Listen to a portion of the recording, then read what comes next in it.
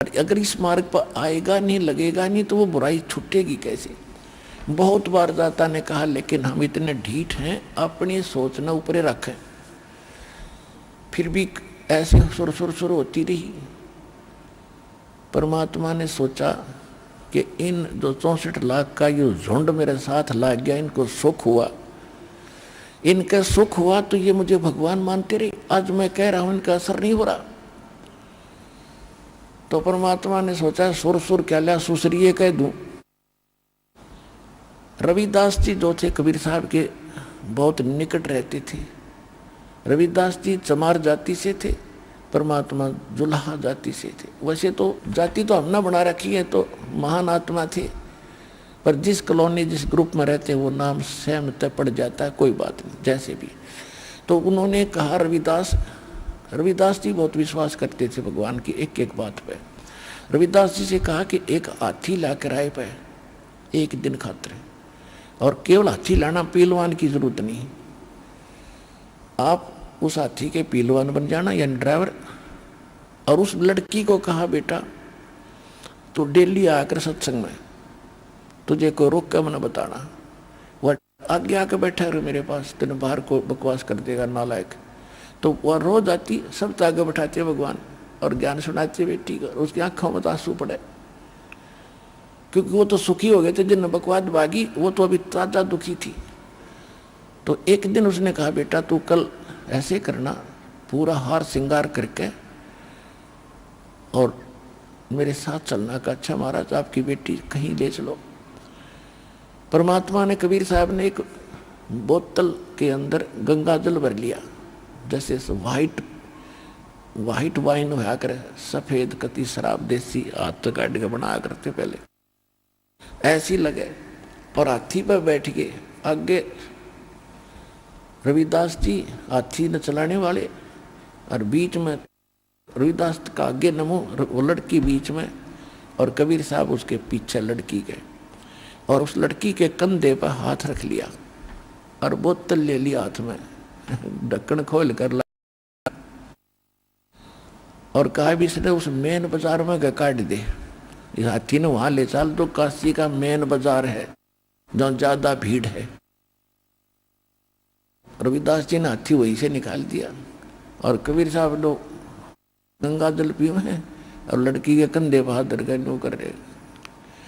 अब जो देखे वो ये 100 गाड़ दे कि हम पहले कहा करते वहां एक वैश्या, ऐसी गंदी औरतें जाती हैं, देखो रही दुल्हा भ्रष्ट हो गया, देखो आज सच्चाई ऊपर आ गई, लोगों देखो सारे काशी के लोग उमड़े पड़े। अब जो परमात्मा के शिष्य थे उनको वो काशी वाले लोग कहने लगे, आज जो दिखाऊं थारे कारनामे तेरे गुरु जी के।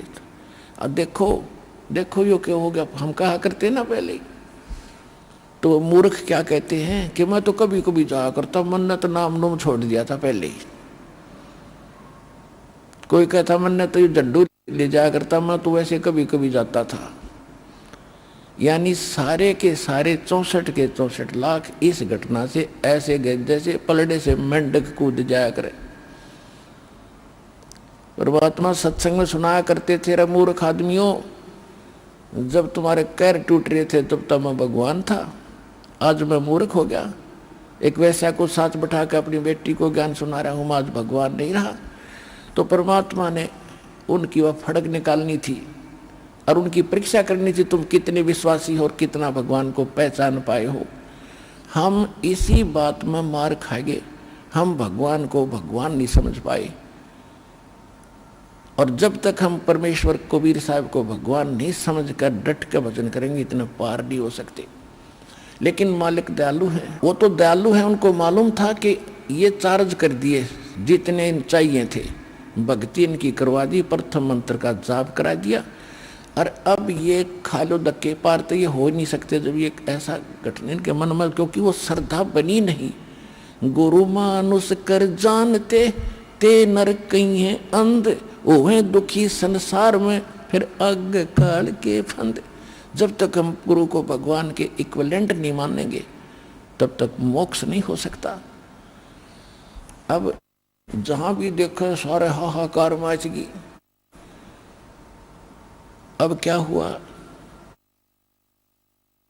उधर से घूम घाम कर सारे बाजार में वह लड़की, परमात्मा ने फिर क्या किया कि जा बेटी तू तब अपने घर में भी आता हूं, तेरे पास ही आता हूं मैं, तेरे उस ठिकाने पे। अब क्या किया दाता ने,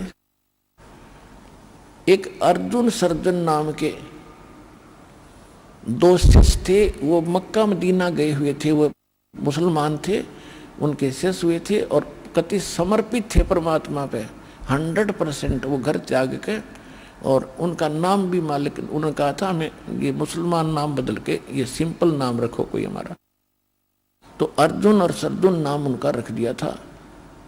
वह शिष्य बन गए थे और शादी नहीं करा रखी थी उन्होंने।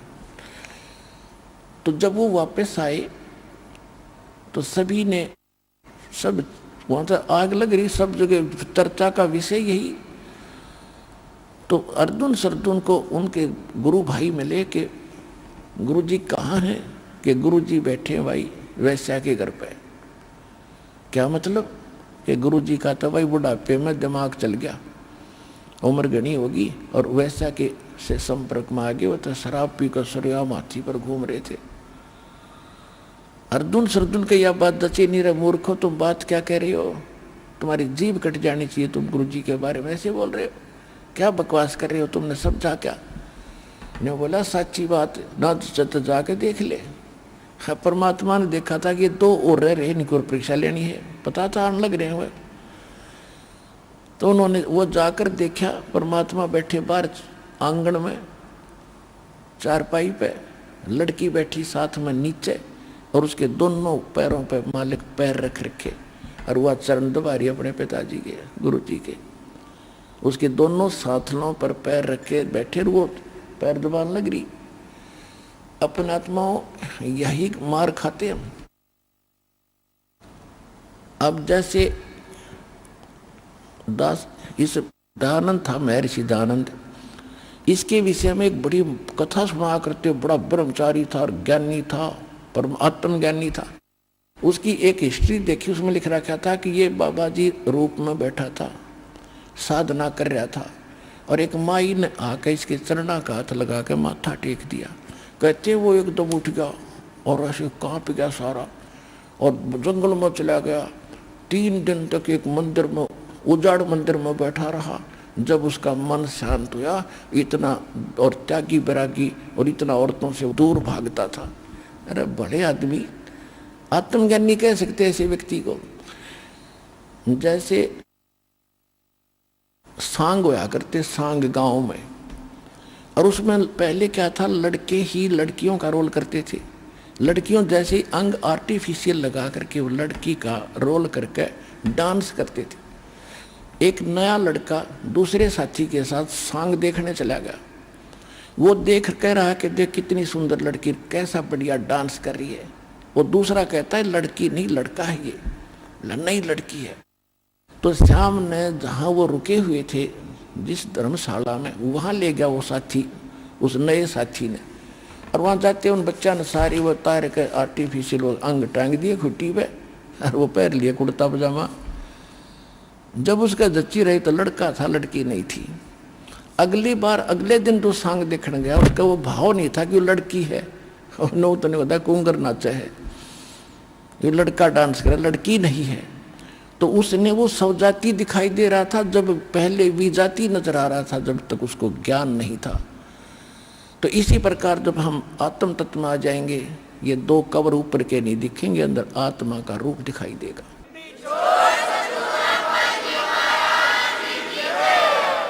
तो अर्जुन सरजुन जब देखा, एक बार तो आगे निकल गए, नो देख के अगर सच्चे भाई तो साड़ा बैठ गया, जो कहे थे वह सच्ची। गुरु जी तक किस सतीथि में बैठे हैं। फिर वापस आए, फिर हिम्मत सी करके अंदर चले ही गए दोनों। अब अर्जुन सरजुन गुरु जी को कह रहे हैं कि सतगुरु यहां ना बैठियो, ये द्वारा है नीच। ओए होए, कहने लगे हे सतगुरु यहां ना बैठो आप, ये तो एक नीच जाति का घर है, छोटी जाति का आपका अपमान होगा। परमात्मा क्या उत्तर देते हैं, कि ऊंच नीच में हम रहें, ये हाड चाम की दे, अर्जुन सरदुन समझियो तुम रखियो शब्द सने। संकेत में कह दिया करे भले आदमी ऊंच नीच में हम रहें, और ये तो हाड चाम की दे। इस चाम और तेरे चाम में क्या अंतर है, मुझे तो तुम दोनों एक नजर आते हो। और अर्जुन सरदुन समझियो राखो शब्द स्नेह, जो नाम दे रखे उन्हें जप ले चुप करके, फालतू बात मत करे। और कहा भले आदमी तुम मेरे गुरु हो गया, आज शिष्य कहाँ रहे, जब मुझे शिक्षा दे रहे हो तुम मेरे गुरु बन गए बेटा। और दो भाग दो यहाँ से मूर्ख हो दिया कल्याण तुम्हारा। अब वो तो कल्याण के लिए निकले हुए थे बेचारे, फिर उनका एकदम झटका लग गया, नाश हो गया बड़ी बनाई कमाई का। चरणों में गिर गए, वहीं पर हे परमात्मा हमारी तो बुद्धि खराब कर दी, सारा संसार बकवास कर रहे आपके बारे में, वो तो गुंडा हो गया, बदना बद हो गया, भले आदमी हो।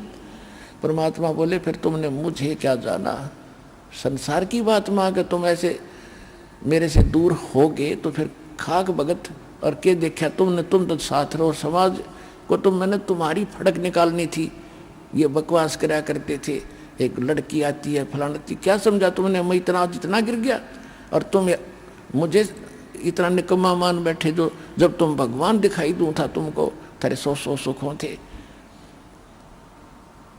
सरदुन अर्जुन का जमीन नीचे से खिसकती नजर आई, क्योंकि वो तो उद्देश्य मालिक के लिए निकले थे।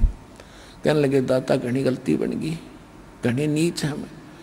और ये उनको पता लग गया था कि फिर ऐसे संत सतगुरु मिले ना मिले, और फिर जन्म होगा ना जाने कब होगा, या तो गई हाथ ते डोर छूटे भगवान, बात बिगड़ेगी। चरणों में पकड़ कर बुरी तरह रोए, वहीं पर है परमात्मा कोई विकल्प बताओ दाता। परमात्मा बोले भाई ईब तुम्हारा इस शरीर से वो बात नहीं रह सकती बेटा, कितनी बात बना ले, आपका वो भाव नहीं बनेगा, क्योंकि आपके अंतःकरण में वो मलिनता घर कर चुकी है। अब मेरे इस शरीर से तुम्हारा कल्याण नहीं हो पाएगा। अंडरस्टूड है। कहते हैं ये धागा प्रेम का मत तोड़ो चटकाए, और टूटे से फिर मिले नहीं, और मिले तो गांठ पड़ जाए। गुरु शिष्य का नाता इतना गजब का होता है, इसमें दोष आ गया तो फिर बात बनेगी नहीं जल्दी सी। इसको कति गुरु परमात्मा तुल्य होना चाहिए, परमात्मा में दोष नहीं हो सकता। हम अपने दोष दूसरों में देखते हैं। जैसे एक चोर किसी एक नेक आदमी के घर पे चला गया, वो नेक आदमी तो सो गया, उसको खाना खुना खिला गया, क्यों अपने जैसा जाने था नेक आदमी यात्री है, रात्रि में पैसे निकाल कर चला गया। और एक उसी चोर के घर कोई एक नेक व्यक्ति यात्री बनकर आ गया, रुक गया, उसने भी खाना खिला कर चोर ने उसको सिला दिया, वो सो गया ठाठते, और चोर सारी रात जागता रहा कि कहीं रात ने चोरी ना कर ले जा, क्योंकि वो दोष चोर में था, उस महान आत्मा में नहीं था जो यात्री था। अब वो कहने लगे परमात्मा हमारा कल्याण कब होगा। तब उन्होंने कहा कि संवत 1774 में एक मेरी आत्मा छुड़ाड़ी में जन्म लेगी, और जब वो जन्म लेगी तब मैं वहां आऊंगा और उसको मिलूंगा, और उससे फिर तुम दीक्षा लेना जब तुम्हारा कल्याण होगा। अब वो अर्जुन सरदुन वो तो संवत 1575 में परमात्मा से शरीर चले गए। फिर उन्होंने कहा कि भगवान हम इतने समय तक कैसे रह पाएंगे इस शरीर में। तो उन्होंने कहा कि भाई मेरा आशीर्वाद है तुम्हारा शरीर बना रहेगा। अब उन्होंने क्या किया कि जब संवत 1774 निकट आई तो वो यहाँ खरकोदा के पास एक अमायूपुर गांव है। खरकोदा जिला सोनीपत के अंदर एक अमायू गांव है। उस अमायू गांव में आके और किसी भगत के यहाँ रहने लगे। काफ़ी वर्द शरीर हो गया था, लचर पचर। और फिर उन्होंने वहाँ रहने लगे कि भाई उन्होंने क्या बताया था कि दिल्ली से 30 मील लगभग पश्चिम की ओर वहाँ मैं आऊँगा। गांव नहीं बताया था जब तक। और वहाँ तुम्हें आप कारण बन जाएगा, पता लग जाएगा। तो वो हमायूपुर गांव में रह रहे थे। और जब परमात्मा गरीबदास जी को मिल चुके थे और उनको सब परिचित करा दिया था, फिर ऐसी प्रेरणा करी उनके सपने में दिखे दाता अर्जुन और सद्दुन को कि अर्जुन और सद्दुन तुम छुड़ानी जाओ, वहाँ मैंने तुम्हारे दीक्षा की व्यवस्था कर दी है, छुड़ानी गांव में जाओ। अब वो सुबह उठे, दोनों ने एक दूसरे से बता के आज तो भाई गुरु जी दिखे थे और छुड़ानी गांव बतावे थे, वहां कोई आए हैं और उनसे दीक्षा लो। उसका नाम भी बताया, गरीबदास नाम है उनका। उन्होंने जिस भगत के वो घर पर रहा करते थे उनसे पूछा भी यहाँ कोई छुड़ानी गांव है? उसने बताया जी है छुड़ानी गांव, एक छोटा सा गांव है और यहाँ से थोड़ी दूर है, यानी 30 किलोमीटर होगा। 30। तो बोला भाई एक काम कर दे बेटा। दोनों कहने लगे आज तक आपने हमारी बहुत सेवा करी है, एक अंतिम काम और कर दे, हमें छुड़ानी छोड़ दे। उसने बैठा के अपनी बैलगाड़ी में उन दोनों को और वहाँ छुड़ानी जा छोड़ा। छुड़ानी जाके पूछा कि गरीबदास कौन है?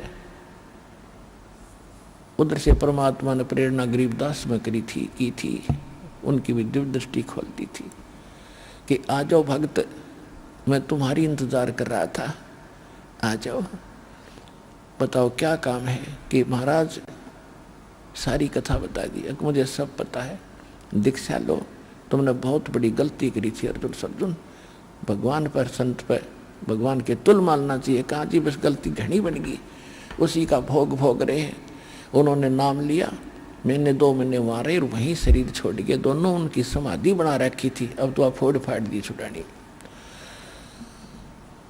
तो पुण्यात्मा उधर से क्या हुआ कि कबीर साहब के पीछे सारा काशी के लोग पीछे पड़ लिए और उसी दिन ये सिकंदर लोधी दिल्ली का बादशाह भी काशी बनारस में गया हुआ था और परमात्मा जानबूझ कर उस दिन छेड़े थे कि इनकी परम पावर हो, यहाँ पर पूरी सुप्रीम पावर आ रही हो। अब सारे काशी के मुल्लार काजी हिंदू सारे इकट्ठे मिलकर सिकंदर लोधी के पास पहुंचे, जहाँ वो रेस्ट हाउस में रुका हुआ था वीर सिंह के पास। वीर देव सिंह बघेल वहाँ का राजा था। तो उन्होंने सब ने जाके कहा कि भगवान हमारा तो घर से निकलना दूभर हो गया, सरेआम वैश्यावृत्ति शुरू होगी आपके राज में, और ऐसे ऐसे हाथी पर बैठकर शराब पी कर वैसा लेकर घूमा एक दानक दुल्हा कबीर। अब देखो सकल सिकंदर लोधी की, उसका रोग दूर किया, ऐसा बुरा हाल था, हाहाकार मची थी और उसके सामने ऐसे चमत्कार करके दिखाए और फिर भी जनता के डर से वो फिसल गया। तेरा तो राज उजड़ जाएगा। अब कहीं ऐसा ना हो जनता सारी भड़क जा। सिकंदर लोधी ने कहा लाओ पकड़ कर, कौन है वो? अब ले गए पकड़ के। सिकंदर लोधी ने जनता को दिखाने के लिए कि मैं वो अपने हाथों में थकड़ी और पैरों में बेड़ी और गल में एक लोहा बहुत भारा तोक डाला करते, वह डाल दी और सबने कहा कि इसको गंगा में डालकर डबो के मारेंगे। सारा काशी के लोग, राजा सिकंदर लोधी सब चले गए। इब जनता का के राजा की के चल है, ये काजी मुल्ला ये हिंदुओं के धर्मगुरु सारे, उन्हें पता लगा कि आज दुश्मन मरेगा, क्योंकि परमात्मा ने सबके छक्के छुड़ा दिए थे ज्ञान में कि तुम बकवास करते हो, मिसगाइड किए बैठे हो, जो साधना तुम करते हो कराते हो स्वर्ग की भी नहीं, तुम नरक ले जा रहे हो।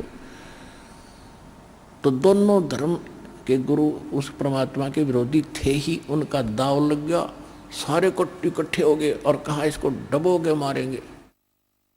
अब नौका में बैठा के और उनसे कहा 2-5-10 मस्टंडे साथ भेज दिए कि इनको गंगा के बीच में पटक दो उठा के नौका जो।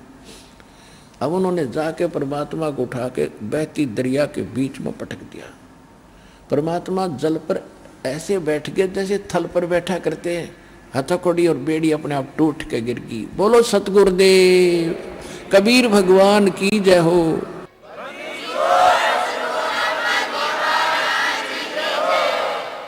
अब वो नौके न्यू बैठे जब और नीचे गंगा जल नो चक्कर काटता हुआ चल रहा है।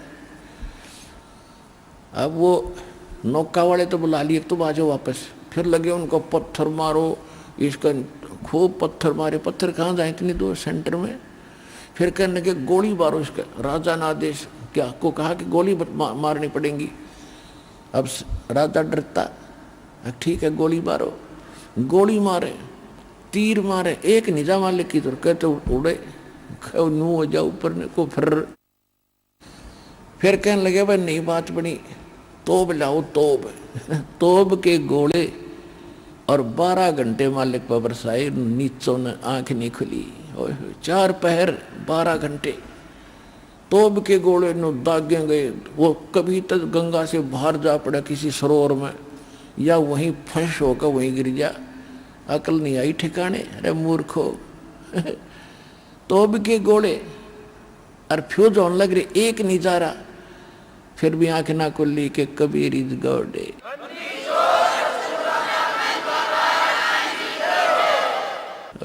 अरे मंदबुद्धि लोगों, तो जब परमात्मा ने देखा कि ये मूर्ख ना जा यहाँ से, भूखे पैसे खड़े जनता ने लिए, और परमात्मा नु का नो नीचे चले गए जल में अपने आप। जब ये कति सारी करनी करके थक लिए, तब उन्हें खुशी बनाई कि डूब गया डूब गया डूब गया। अब इसके ऊपर आप रेत फिर जाएगा, मर जाएगा इसके अंदर, खत्म हो गया खत्म हो गया। अब सब मिठाई बांटते, अंडा दुश्मन मर गया। क्यों? मुल्ला और काजी और ये पंडित जी अब सब मिठाई बांट रहे हैं। और फिर क्योंकि रविदास जी कहा करते कि तुम नहीं समझ पा रहे हो ब्राह्मणों, ये भगवान है। तो उन्होंने सोचा आज चलो उसको रविदास को बताते हैं। कहाँ गया था भगवान? अब वो डूब गया गंगा में। रविदास की झोपड़ी पर गए, ढोल ढाल बजाते हुए, मिठाई बांटते हुए। और एक ने जाके कहा कि कहाँ है वतराज भगवान? वो डूब गया जो गंगा में।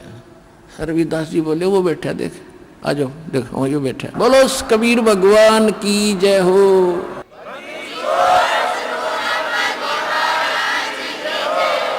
अब जो सा देखा हुए बागले, जो सा देखा हुए बागले कहाँ? सिकंदर लोधी के पास के महाराज वो तो मरा नहीं, मरा नहीं। तो अब कैसे मारे भाई? कि इसके गले में पत्थर बांध दो, मोटे मोटे, उसे भरा भरा पत्थर बांध के छाती के, और परमात्मा को फिर गंगा में पटक दिया। वो पत्थर टूट कर नीचे गिर गए, भगवान ऊपर बैठे। फिर उन्होंने सोचा भाई नौ नहीं मरे। फिर उन्होंने प्रार्थना करी कि हे कबीर जी आ जाओ, बाहर आ जाओ, तुम अकेले भाई आ गया बाहर। फिर उन्होंने सकी बनाई कि इसको खूनी हाथी होते थे, वो आदमी को मार कर पाट डालते थे, उसको कि खूनी हाथी से इसको मरवाएंगे। वहाँ एक ऐसा दंडित स्थान बना रखा था, राजा बैठता था एक ऊंचे से मचान पे, जैसे ये स्टेडियम में ऊंचे स्थान पर बैठ जाते हैं, लास्ट वाला ऊंचा मचान हो, और ग्राउंड में खेल होता है ऐसे। तो वो राजा बैठा था अपने मंत्रियों सहित ऊपर, एक ऊपर बनी हुई स्टेज पर, और ग्राउंड के अंदर वो जो बकवाद जो ज़्यादा कर देते थे अपराध, उनको खूनी हाथी से सबको इकट्ठा बुलाया जाता था, सारे आसपास के नगर निवासियों को, ताकि सबको डर बने और सामने देखें कि अपराधी को कैसे दंडित किया जाता है। तो सारे इकट्ठे हो रहे थे, वो नताना ही था।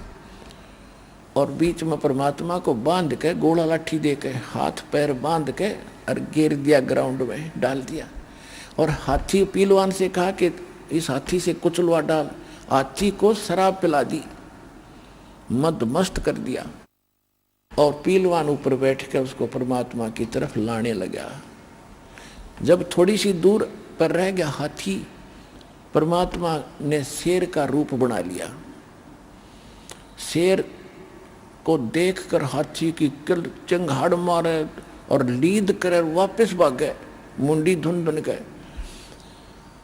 अब पीलवान उसका वो मारे अंकुश, अब तेरी नौकरी गई। जब उसने दोबारा, जब हाथी को दिख रहा था शेर, परमात्मा ने सोचा कि यो इस प्राणी को पीलवान घना दुखी करेगा। परमात्मा ने उसको भी दिखा दिया सिंह का रूप, पीलवान को हाथी जो चला रहा था। जब उसने शेर देखा कि बस झपट्टा मारने वाला, वो तो इतना डर गया, हाथी तो नीचे गिर गया, हाथी की तजा भाग गया और पहलवान कहीं पड़ा।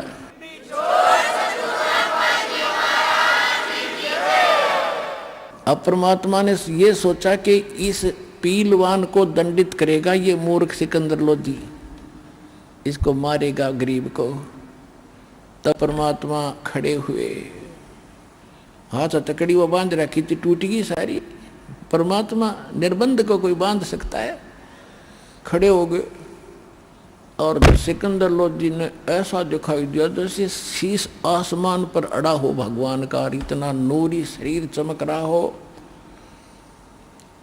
एकदम नू देख कर सिकंदर लोधी जैसे वहीं से कांपने लगा था, उस मचान से सटेज से, और कांपता हुआ नीचे आकर चरणों में गिर गया समेत मुकुट के। बोलो सतगुरुदेव कबीर भगवान की जय हो।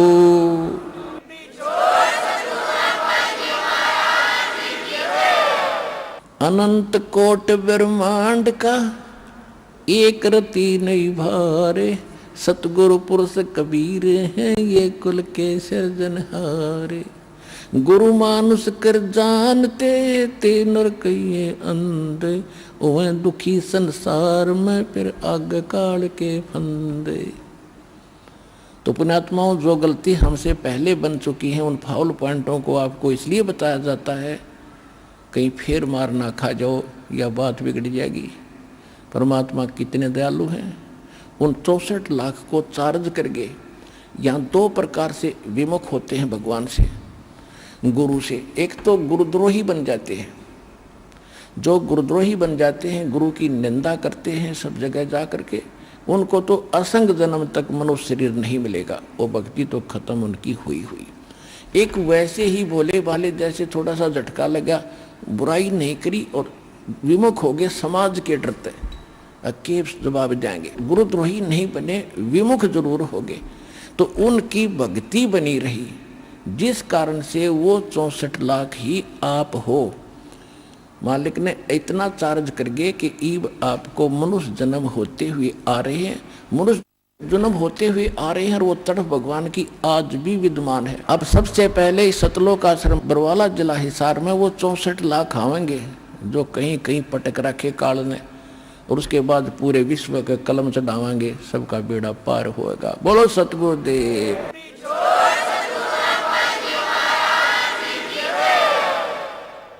आइए अब हम उन श्रद्धालुओं के अनुभव जानते हैं जो जगत गुरु तत्वदर्शी संत रामपाल जी महाराज जी से दीक्षा प्राप्त कर चुके हैं तथा उनके द्वारा बताए गए भक्ति मार्ग पर चल रहे हैं। बहन जी नमस्कार। नमस्कार। बहन जी क्या शुभ नाम है आप जी का? भगतमती स्वर्ण कौर। बहन जी कहाँ से आए हैं आप? पिंड गदोला, जिला जमुनानगर।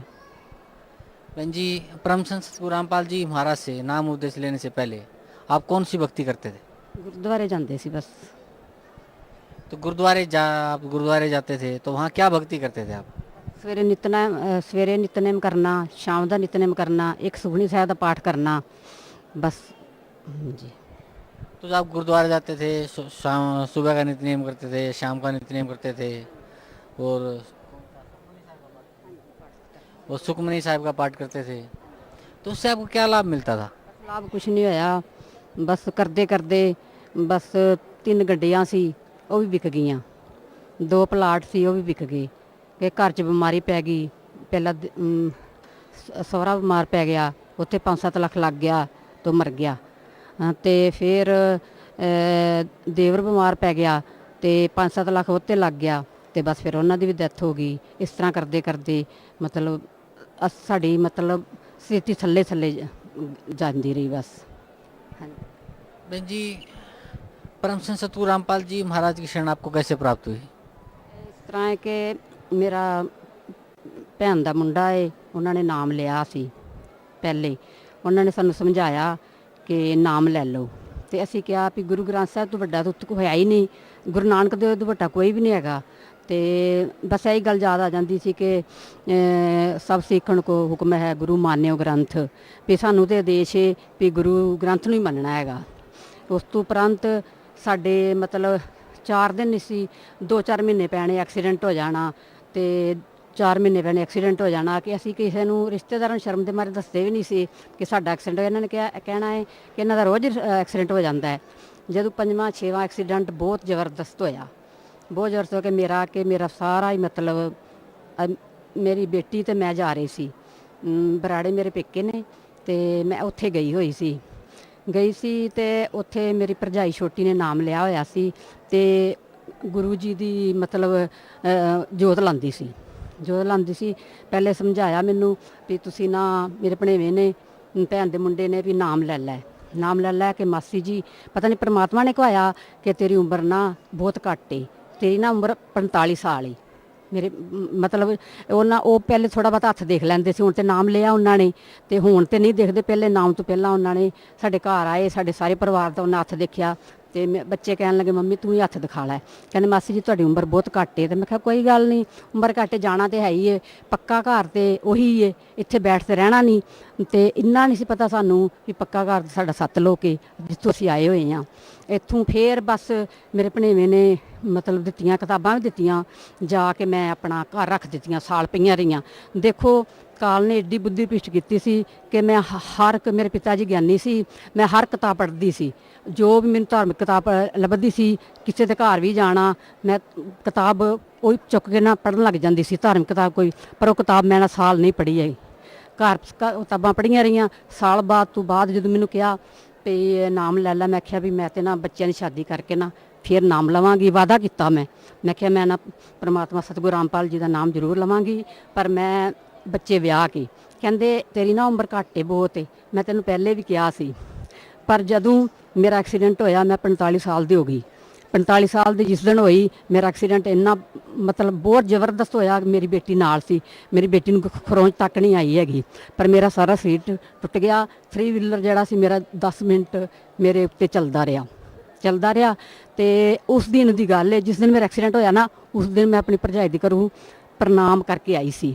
ਗੁਰੂ ਤੇ ਆਸਥਾ ਹੈ ਸੀ, ਦਿਲ ਕਰਦਾ ਸੀ, ਪਰ ਤੁਹਾਨੂੰ ਪਤਾ ਲੋਕਾਚਾਰੀ ਕਿ ਸਾਨੂੰ ਕਹਿੰਦੇ ਨੇ ਕਿ ਸਰਦਾਰਾਂ ਨੂੰ ਨਾਮ ਕਿਧਰੇ ਨਹੀਂ ਲੈਣਾ ਚਾਹੀਦਾ, ਗੁਰੂ ਗ੍ਰੰਥ ਨਾਲ ਜੁੜੇ ਰਹਿਣਾ ਚਾਹੀਦਾ। ਦੇਖੋ ਮੈਂ ਇੱਕ ਪ੍ਰਣਾਮ ਕਰਕੇ ਆਈ ਤੇ ਮੈਨੂੰ ਪ੍ਰਮਾਤਮਾ ਕਬੀਰ ਸਾਹਿਬ ਨੇ ਮੇਰੀ ਜ਼ਿੰਦਗੀ ਬਖਸ਼ੀ। ਫਿਰ ਮੇਰੀ ਨਾ ਬੁੱਧੀ ਨੇ ਕੰਮ ਕੀਤਾ ਕਿ ਉਹ ਅੱਜ ਮੈਂ 45 ਸਾਲ ਦੀ ਹੋ ਗਈ, ਅੱਜ ਮੇਰੀ ਜ਼ਿੰਦਗੀ ਖਤਮ ਸੀ। ਜੇ ਮੈਂ ਪ੍ਰਣਾਮ ਨਾ ਕਰਕੇ ਆਂਦੀ ਅੱਜ ਮੈਂ ਖਤਮ ਹੋ ਜਾਣਾ ਸੀ, ਕਿ ਮੈਨੂੰ ਸਾਰਾ ਮੇਰਾ ਸਿਰ ਟੁੱਟ ਗਿਆ ਹੈ ਕਿ ਪਿੰਡ ਦੇ ਵਿੱਚ ਮਤਲਬ ਧੁੰਮ ਪੈ ਗਈ ਕਿ 5 ਮਿੰਟ ਕਿ 10 ਮਿੰਟ ਜੀਵੇਗੀ, ਕਿ ਉਹਦਾ ਬਚਣ ਦਾ ਕੋਈ ਚਾਂਸ ਨਹੀਂ ਹੈਗਾ, ਕਿ ਮੇਰਾ ਸਿਰ ਮੁੱਖ ਬਚਿਆ ਹੋਇਆ ਸੀ, ਬਾਕੀ ਸਿਰ ਮੇਰਾ ਸਾਰਾ ਟੁੱਟਾ ਪਿਆ ਸੀ, ਬਿਲਕੁਲ ਕੜਕੜ ਵੱਜਦਾ ਸੀ। ਮੇਰੇ ਜਿੱਥੇ ਮੈਨੂੰ ਮਾੜਾ ਜਿਹਾ ਪਕੜ ਕੇ ਬਿਠਾਉਂਦੇ ਸੀ ਤੇ ਮੈਂ ਮਤਲਬ ਚੀਕਾਂ ਮਾਰਦੀ ਸੀ, ਰੋਂਦੀ ਸੀ, ਬੜਾ ਬੁਰਾ ਹਾਲ ਕਰਦੀ ਸੀ। ਉਸ ਤੋਂ ਉਪਰੰਤ ਫਿਰ ਮੈਨੂੰ ਉੱਥੇ ਹਸਪਤਾਲ ਜਾਇਆ ਗਿਆ ਤੇ ਡਾਕਟਰ ਕਹਿਣ ਲੱਗੇ ਕਿ ਤੇਰੀ 6 ਮਹੀਨੇ ਦਵਾਈ ਚੱਲੇਗੀ ਕਿ ਫਿਰ ਤੂੰ ਤਾਂ ਠੀਕ ਹੋਏਂਗੀ। ਤੇ ਇਧਰੋਂ ਮੇਰੇ ਦੀਦੀ ਤੇ ਮੇਰੇ ਜੀਜਾ ਜੀ ਚਲੇ ਗਏ। ਕਹਿੰਦੇ ਮੇਰੇ ਮਤਲਬ ਸਾਰੇ ਰਿਸ਼ਤੇਦਾਰ ਚਲੇ ਗਏ ਕਿ ਐਕਸੀਡੈਂਟ ਬਹੁਤ ਜ਼ਬਰਦਸਤ ਹੋਇਆ ਸੀ। ਤੇ ਮੇਰਾ ਜਿਹੜਾ ਜਿਹਨੇ ਮੇਰੇ ਭੈਣ ਦੇ ਮੁੰਡੇ ਨੇ ਕਿਹਾ ਸੀ ਸਾਲ ਪਹਿਲਾਂ ਨਾਮ ਲੈ ਲੈ, ਉਹ ਵੀ ਕਹਿਣ ਲੱਗਾ ਕਿ ਰਿਸ਼ਤੇਦਾਰ ਦੁਖੀ ਤੇ ਹੁੰਦੇ ਹੀ ਨੇ ਵੀ ਇੰਨਾ ਜ਼ਬਰਦਸਤ ਮਤਲਬ ਐਕਸੀਡੈਂਟ ਹੋਇਆ ਹੈ, ਤੇ ਤੈਨੂੰ ਕਿਹਾ ਸੀ ਨਾਮ ਲੈ ਲੈ, ਤੇ ਤੈਨੂੰ ਇਹ ਤੇਰਾ ਐਕਸੀਡੈਂਟ ਤੇਰੇ ਨਹੀਂ ਸੀ ਹੋਣਾ ਹੈਗਾ, ਕਿਉਂਕਿ ਉਹਨਾਂ ਨੂੰ ਤਾਂ ਗਿਆਨ ਸੀ, ਉਹਨਾਂ ਨਾਮ ਲਿਆ ਸੀ, ਉਹਨਾਂ ਨੂੰ ਪਤਾ ਸੀ ਪਰਮਾਤਮਾ ਕਬੀਰ ਉਮਰ ਵਧਾ ਦਿੰਦੇ ਨੇ, ਤੇ ਜੇ ਜ਼ਿਆਦਾ ਕਸ਼ਟ ਹੈ ਤਾਂ ਥੋੜ੍ਹੇ ਕਰਕੇ ਟਾਲ ਦਿੰਦੇ, ਉਹਨਾਂ ਨੂੰ ਪੂਰਾ ਗਿਆਨ ਸੀ। ਪਰ ਮੇਰੀ ਬੁੱਧੀ ਨੇ ਕੰਮ ਨਹੀਂ ਕੀਤਾ ਹੈਗਾ। ਉਸ ਤੋਂ ਬਾਅਦ ਮੈਂ ਕਿਹਾ ਵੀ ਮੈਂ ਤੇ ਹੁਣ ਨਾ ਆ ਗਏ, ਕਹਿੰਦੇ ਪ੍ਰਣ ਕਰ ਲੈ। ਮੇਰੇ ਜੀਜਾ ਜੀ ਮੇਰੀ ਦੀਦੀ ਕਹਿਣ ਲੱਗੇ ਵੀ ਪ੍ਰਣ ਕਰ ਲੈ ਕਿ ਤੁਹਾਡੀ ਸਿਸਤੀ ਵੀ ਥੋੜੀ ਕਮਜ਼ੋਰ ਹੋ ਗਈ ਹੈ, ਇੰਨਾ ਪੈਸਾ ਕਿੱਥੋਂ ਲਾਓਗੇ, ਕਿ 5-5 ਦਿਨਾਂ ਬਾਅਦ ਡਾਕਟਰ ਨੇ ਕਿਹਾ 5-5 ਦਿਨਾਂ ਬਾਅਦ ਆਉਣਾ ਪਏਗਾ, ਕਿ ਅਸੀਂ ਦਾਖਲ ਨਹੀਂ ਕਰ ਸਕਦੇ, ਕਿਉਂਕਿ ਸਾਰਾ ਮੇਰਾ ਸਿਰ ਟੁੱਟਾ ਪਿਆ ਸੀ। ਤੇ ਮੈਂ ਅੰਦਰੋਂ ਅੰਦਰ ਹੀ ਪ੍ਰਣ ਕੀਤਾ, ਮੈਨੂੰ ਇਹ ਆਰਤੀ ਦੇ ਕੇ ਆਈ। ਅੱਧਾ ਦੁੱਖ ਤੇ ਮੇਰਾ ਆਰਤੀ ਨਾਲ, ਦੇਖੋ ਮੈਨੂੰ 4 ਬੰਦੇ ਗੱਡੀ ਤੇ ਬਿਠਾਉਂਦੇ ਸੀ, ਤੇ ਜਿਹੜਾ ਮੈਂ ਆਰਤੀ ਪੜ੍ਹ ਕੇ, ਆਰਤੀ 'ਚ ਇੰਨੀ ਸ਼ਕਤੀ ਹੈ ਕਿ ਮੈਂ ਬੱਸ 'ਤੇ ਚੜ੍ਹ ਕੇ ਦੇਖ ਲਓ ਭੇਵੇ ਆਈ ਉੱਥੇ ਮੇਰਾ ਆਪਣੀ ਗੱਡੀ ਤੇ ਮੈਨੂੰ ਲੈ ਕੇ ਆਇਆ, ਤੇ ਮੈਨੂੰ ਨਾਮਦਾਨ ਇੱਥੇ ਮੈਂ ਆਈ ਤੇ ਮੈਨੂੰ 2-3 ਜਣਿਆਂ ਨੇ ਫੜ ਕੇ ਬਿਠਾਇਆ, ਤੇ ਵੀਲ ਚੇਅਰ ਤੇ ਮੈਨੂੰ ਲੈ ਕੇ ਭਗਤਮਤੀਆਂ ਚਲੀਆਂ ਗਈਆਂ। ਤੇ ਮੈਨੂੰ ਕਹਿਣ ਲੱਗੇ ਵੀ ਤੁਸੀਂ ਮਤਲਬ ਨਾ ਇਹਨੂੰ ਨੀਚੇ ਬਿਠਾ ਦਿਓ। ਭਗਵਤ ਜੀ ਕਹਿਣ ਲੱਗੇ ਕੋਈ ਗੱਲ ਨਹੀਂ, ਇਹਨੂੰ ਵੀਲਚੇਅਰ ਤੇ ਰਹਿਣ ਦਿਓ ਕਿ ਇਹਨਾਂ ਦੀ ਹਾਲਤ ਬਹੁਤ ਖਰਾਬ ਹੈ। ਮੈਂ ਜੈਸਾ ਨਾਮ ਲਿਆ ਤੇ ਗੁਰੂ ਜੀ ਦਾ ਮੈਨੂੰ ਆਸ਼ੀਰਵਾਦ ਮਿਲਿਆ ਤੇ ਮੇਰਾ ਸਰੀਰ ਜਿਵੇਂ ਫੈਵੀਕੋਲ ਨਾਲ ਨਹੀਂ ਜੁੜ ਜਾਂਦਾ, ਇਸ ਤਰ੍ਹਾਂ ਮੇਰਾ ਸਰੀਰ ਜੁੜ ਗਿਆ। ਦੇਖੋ ਮੈਂ ਜਿਹੜੀ 6 ਮਹੀਨੇ ਦੇ ਵਿੱਚ ਠੀਕ ਹੋਣਾ ਸੀ ਤੇ ਮੈਂ 1 ਮਹੀਨੇ ਵਿੱਚ ਠੀਕ ਹੋ ਗਈ। ਇਹ ਪ੍ਰਮਾਤਮਾ ਦਾ ਚਮਤਕਾਰ ਹੋਇਆ। ਤੇ ਦੇਖੋ ਮੈਂ ਜੇ ਨਾਮ ਵੀ ਨਹੀਂ ਸੀ ਲਿਆ ਹੈਗਾ, ਪ੍ਰਮਾਤਮਾ ਨੇ ਇੰਨੀ ਇੱਕ ਪ੍ਰਣਾਮ ਦਾ ਮੈਨੂੰ ਇੰਨਾ ਫਲ ਦਿੱਤਾ। ਤੇ ਹੁਣ ਤੇ ਅਸੀਂ ਪ੍ਰਮਾਤਮਾ ਦੀ ਸ਼ਰਨ 'ਚ ਹਾਂ, ਹੁਣ ਤੇ ਸਾਨੂੰ ਕੋਈ ਡਰ ਹੀ ਕੋਈ ਨਹੀਂ ਹੈਗਾ। ਪਹਿਲੇ ਅਸੀਂ ਨਾਮ ਲਿਆ ਸੀ, ਅਸੀਂ ਤੇ ਆਏ ਸੀ ਦੁੱਖ ਨਿਵਾਰਨ ਵਾਸਤੇ, ਸਾਨੂੰ ਕੁਝ ਪਤਾ ਨਹੀਂ ਸੀ ਹੈਗਾ। ਜਦੋਂ ਅਸੀਂ ਨਾਮ ਲਿਆ, ਨਾਮ ਤੋਂ ਬਾਅਦ ਫਿਰ 2 ਮਹੀਨੇ ਸਾਨੂੰ ਨਾਮ ਲਏ ਨੂੰ ਹੋਏ ਸੀ ਕਿ ਗੁਰੂ ਨਾਨਕ ਦੀ ਜਨਮ ਸਾਖੀ ਗੁਰੂ ਜੀ ਨੇ ਪਰਮ ਸਤ ਰਾਮਪਾਲ ਜੀ ਗੁਰੂ ਜੀ ਨੇ ਬੰਦੀਸ਼ਵਰ ਸਤਿਗੁਰੂ ਨੇ ਜਨਮ ਸਾਖੀ ਵਿਖਾਈ। ਤੇ ਉਹਦੇ ਵਿੱਚ ਜਦੋਂ ਨਾਮ ਮਤਲਬ ਜਿਹੜੇ ਸਾਨੂੰ ਸਤਨਾਮ ਮਿਲਿਆ ਹੋਇਆ ਹੈ, ਜਦੋਂ ਸਾਨੂੰ ਪਤਾ ਲੱਗਾ ਅਸੀਂ ਤੇ ਮੈਂ ਤੇ ਗਦ ਹੋ ਗਈ, ਬੜੀ ਖੁਸ਼ ਹੋਈ ਕਿ ਸਾਨੂੰ ਹੋਰ ਕੀ ਚਾਹੀਦਾ ਹੈ। ਗੁਰੂ ਨਾਨਕ ਦੇਵ ਜੀ ਨੂੰ ਜਿਹੜਾ ਨਾਮ ਮਿਲਿਆ ਜਪਦੇ ਰਹੇ ਨੇ ਉਹ ਸਾਨੂੰ ਮਿਲ ਗਿਆ। ਹੁਣ ਤੇ ਸਾਨੂੰ ਸਭ ਕੁਝ ਮਿਲ ਗਿਆ, ਸਾਨੂੰ ਸਭ ਕੁਝ ਮਿਲ ਗਿਆ, ਸਾਨੂੰ ਹੋਰ ਕਿਸੇ ਚੀਜ਼ ਦੀ ਜ਼ਰੂਰਤ नहीं है। बहन जी,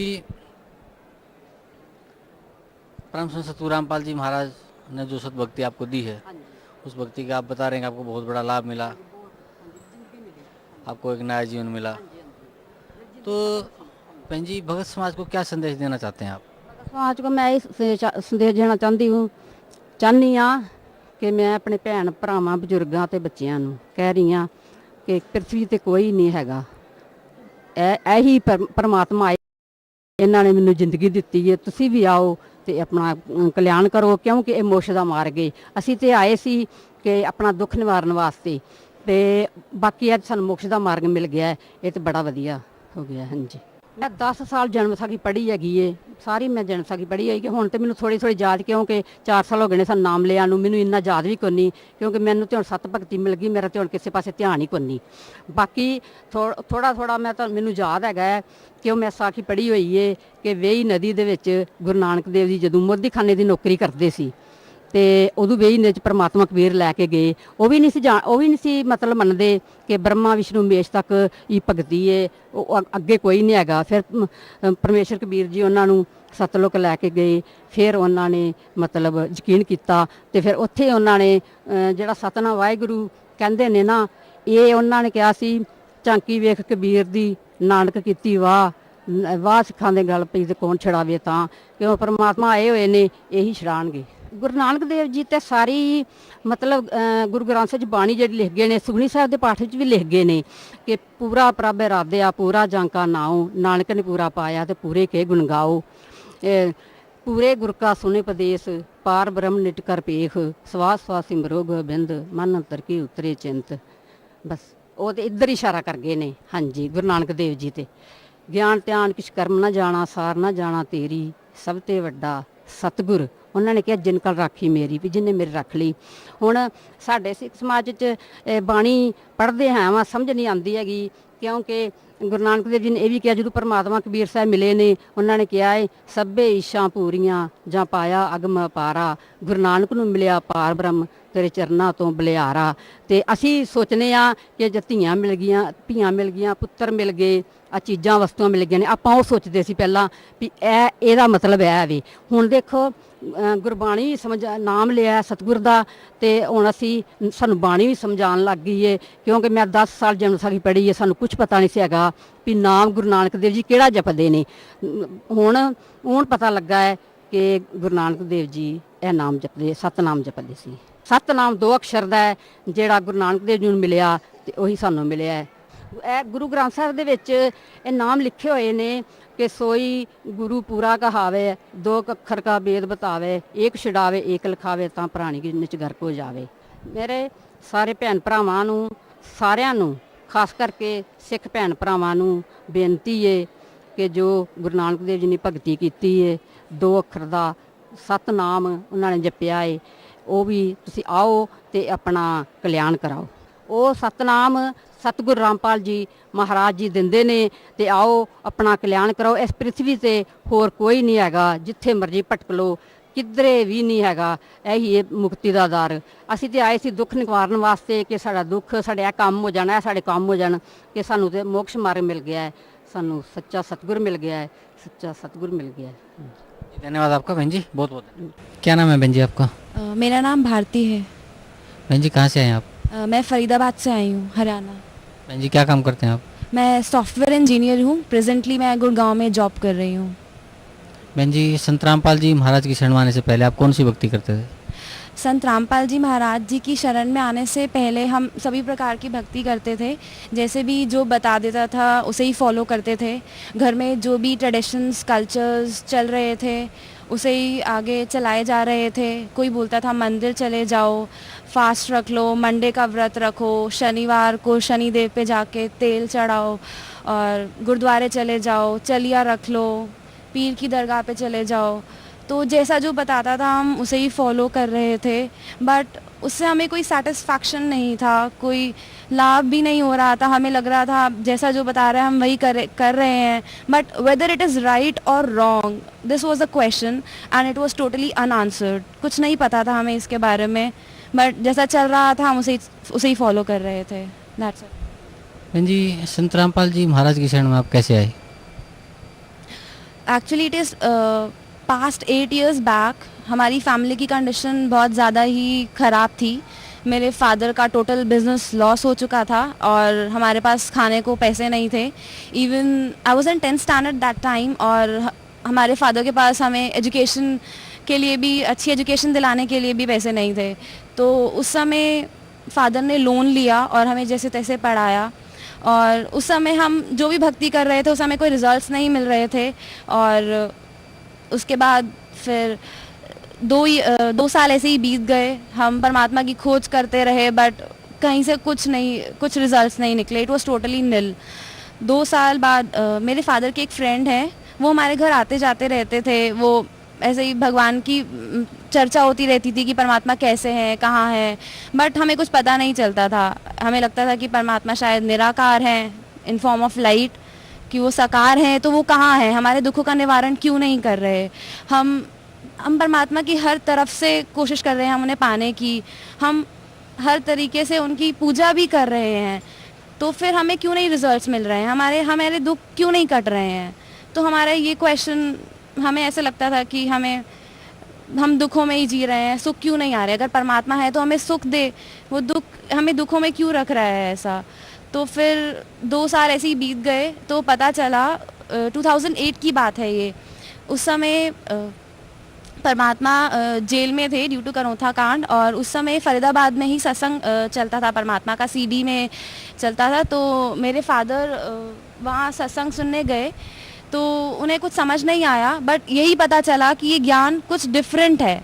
तो उन्होंने ये बताया कि वहाँ बंदी छोड़ सतगुरु रामपाल जी महाराज वहाँ सत्संग करते हैं, तो वो शास्त्र दिखाते हैं, वो ग्रंथ दिखाते हैं, बाइबल, कुरान, गीता, देवी भागवत, सारे ग्रंथ वो खोल के दिखाते हैं कि उसमें क्या सही है, क्या गलत, आप क्या कर रहे हैं और हमें क्या करना चाहिए। तो हमें लगा ये कुछ डिफरेंट है। तो हमारे फादर घर आए, उन्होंने ये सब बताया। तो कुछ दिनों बाद परमात्मा जेल से वापस आ गए थे, तो परमात्मा से हमारे फादर सिर्फ दर्शन के लिए ही गए वहाँ पर, कि देख के आते हैं कि वहाँ क्या है ऐसा। तो जब पापा वापस आए दर्शन करके, तो उन्होंने बताया कि मैं परमात्मा से नामदान लेके आ गया हूँ। तो हमें उन्होंने बताया कि परमात्मा नाम देते हुए ऐसा बताते हैं कि आपके 4 महीने में ऐसे ठाट हो जाएंगे, अगर आप सही से भक्ति करेंगे और मर्यादा में रहेंगे तो आपको कोई दुख नहीं आएंगे। तो हमें ये थोड़ा डिफरेंट लगा कि कोई संत ऐसे इतनी चैलेंज के साथ कैसे कह सकता है। और हम उस समय इतने दुख में थे कि हमें तो अपने दुखों का निवारण करना था, जैसे तैसे हमारे दुख कटे। हमें तो ज्ञान के बारे में कुछ पता ही नहीं था। एंड 1 महीने बाद फिर हम आश्रम आए, हमने नाम लिया, एंड उसके बाद नाम लेने के बाद हमने ज्ञान सुना, तो हमें पता चला कि जो हम कर रहे थे इट वाज टोटली रॉन्ग, और जो अब हम कर रहे हैं, जो जैसा परमात्मा बताते हैं, दैट इज़ अकॉर्डिंग टू शास्त्र, वो सब हमारे ग्रंथों में लिखा हुआ है और वो सही है। सो हमें पता चला कि जो हम भक्ति कर रहे थे वो बिल्कुल गलत थी, और अब हमें राइट पाथ मिला है, राइट डायरेक्शन मिली है। अगर हम इसे फॉलो करेंगे तो शायद हमारे दुख तो दूर होंगे ही, बट हमें मोक्ष का रास्ता भी मिलेगा। हमें पता चलेगा कि मतलब हम हमेशा इस दुनिया में आते हैं, हम बर्थ लेते हैं, फिर हम इस दुनिया में रहते हैं और फिर हमारी डेथ हो जाती है. But this cycle of birth and death, it's going on and on, there is no solution for this. तो हमें मोक्ष का रास्ता मिला, हमें पता चला कि मतलब सिर्फ इस ज्ञान से सिर्फ हमें हमारे दुख ही नहीं कटेंगे बट हमें मोक्ष भी मिलेगा. बहन जी, परम संत सतगुरु रामपाल जी महाराज से नाम उपदेश लेने के बाद आपको क्या लाभ मिला?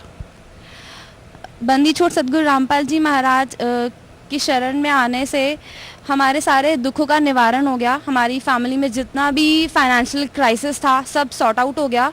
जो भी हेल्थ इश्यूज थे, मेंटल प्रेशर हो गया था इतना सारा, सब सॉर्ट आउट हो गया. सारी जो लाइफ में टेंशन थी सब दूर हो गई. एंड उसके बाद मेरी लाइफ में परमात्मा ने इतनी दया बख्शी है हमारी फैमिली के ऊपर. इवन मेरी लाइफ में हमें लगता है कि परमात्मा हर क्षण हमारे साथ थे. इवन हमने जब नामदान नहीं लिया था तो भी परमात्मा हमारे साथ थे. परमात्मा कहते हैं कि मैं ही तीनों लोकों में आके अपने बच्चों का पालन पोषण करता हूँ. And that totally fits on us. Why? Because before taking नामदान, there was a case. My father went to an astrologer. He said that after seeing that Janam Patri, he said that you should not even have food to eat. But at that time we were eating, we were getting the best education also. And तो हमें लगा, और उन्होंने ऐसा बोला कि आपको कोई शक्ति संभाल रही है, ये मैं भी नहीं जानता कि वो कौन सी शक्ति है.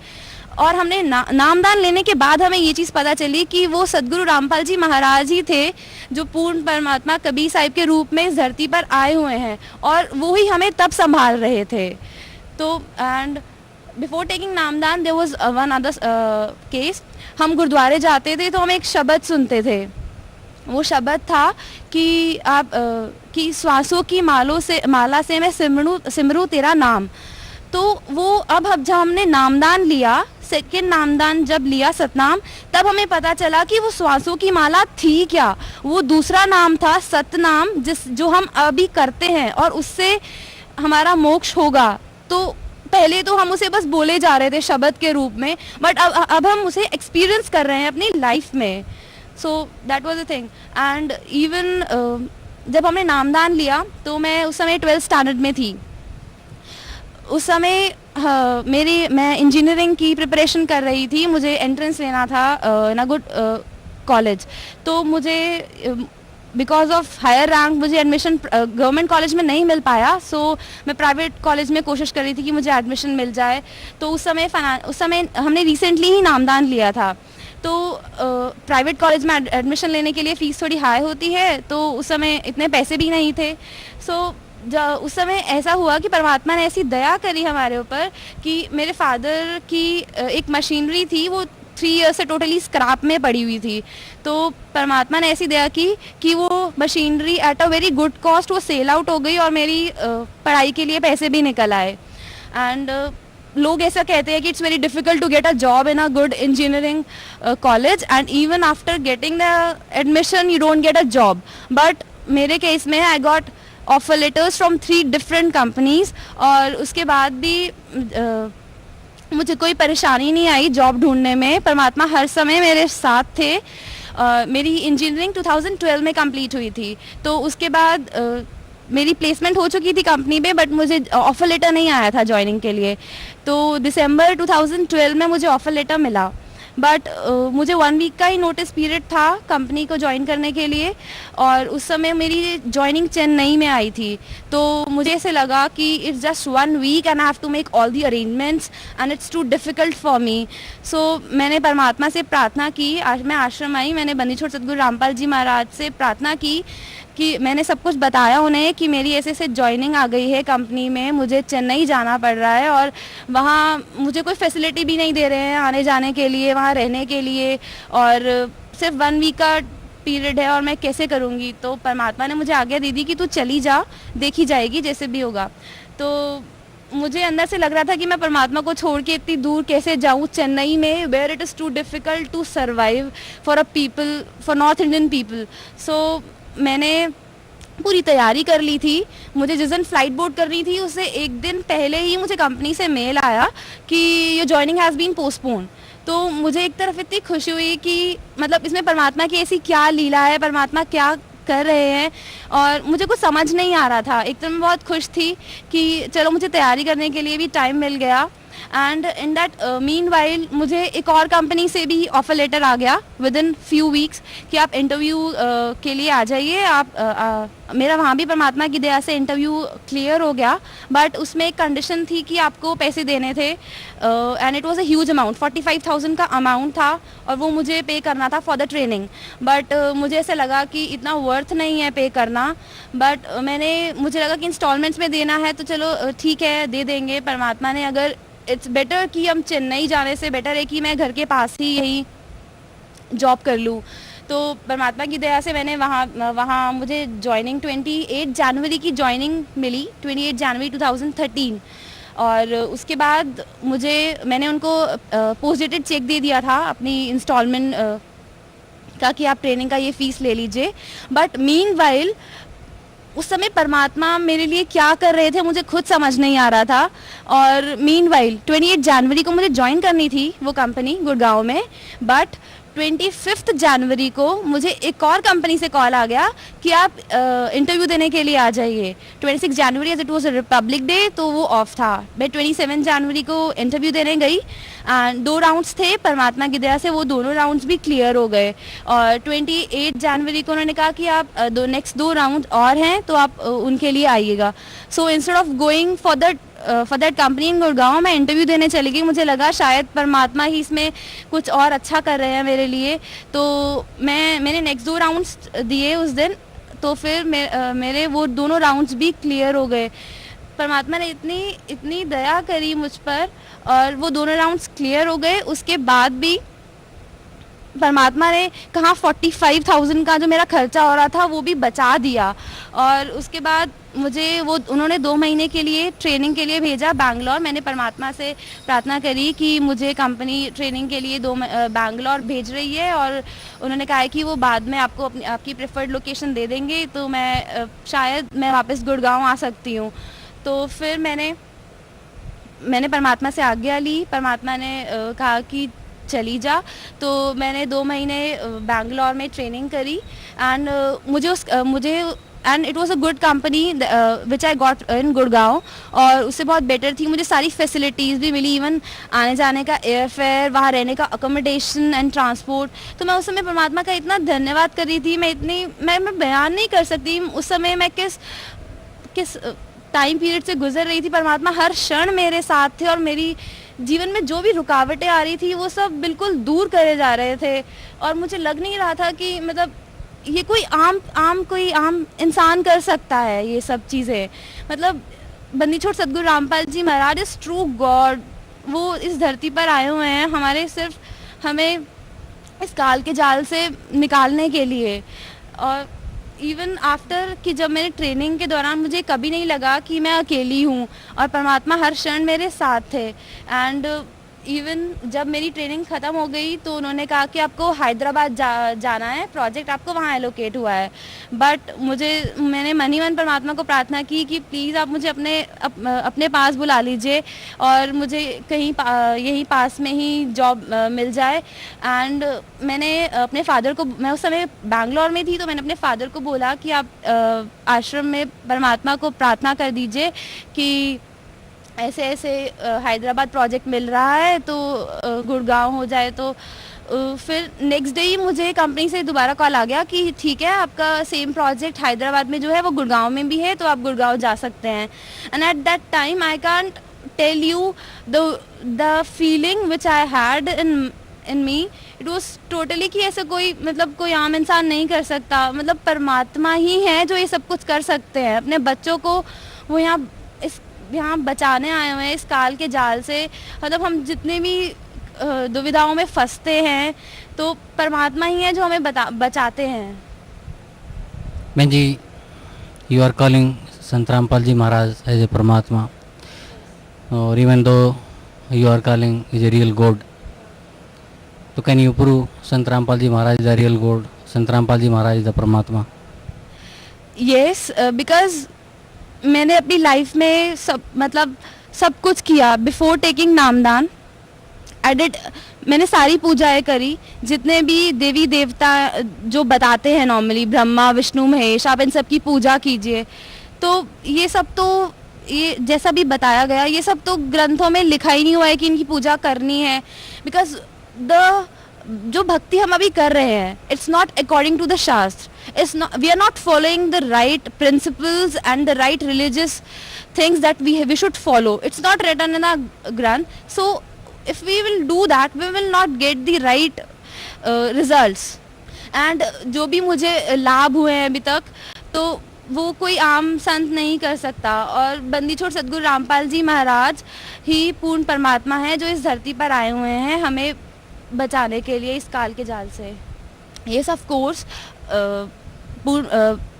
बंदी छोड़ सदगुरु रामपाल जी महाराज is only the true God. Why? Because it's totally defined in our Granth, in Ved, in Bible, in Quran, in Guru Granth Sahib. It is totally defined that Poorn Paramatma Kabir Sahib is the real God. We can see all the satsangs, all the satsang that are जो भी परमात्मा बताते हैं, जो भी ग्रंथ वो दिखाते हैं, उसमें वो प्रूव करते हैं, वो दिखाते हैं कि कबीर साहिब ही ट्रू गॉड है। इन ऑल दी ग्रंथ, जिसमें भी इन वेद। भक्त समाज को क्या संदेश देना चाहते हैं आप? भक्त समाज को मैं यही संदेश देना चाहती हूँ, बिकॉज जो भी मैं आजकल देखती हूँ in my surrounding, it's like totally people are after money, they are not after, means वो भगवान को भूल चुके हैं पूरी तरह से। There is no humanity. So मैं लोगों से मेरी यही रिक्वेस्ट है कि आप बंदी छोड़ सदगुरु रामपाल जी महाराज का सत्संग सुनिए। वो जो भी ज्ञान देते हैं, दैट इज़ ऑल जो हमारे ग्रंथों में लिखा है, जिनको हमें फॉलो करना चाहिए और जिनसे हमारा मोक्ष हो सकता है। बिकॉज अगर हम रॉन्ग पाथ को फॉलो करेंगे, राइट डायरेक्शन में नहीं जाएंगे, तो उससे हमें कोई रिजल्ट्स नहीं मिलेंगे, हमारा मोक्ष नहीं हो पाएगा और ना ही हमारे दुख दूर होंगे। बस हम उसी बर्थ एंड डेथ की साइकिल में ही घूमते रहेंगे। इसलिए मेरी भगत समाज से यही प्रार्थना है कि आप सतलोक आश्रम आए, आप बंदी छोड़ सदगुरु रामपाल जी महाराज जी से नाम लिए और अपना कल्याण कराएं। Thank you so much.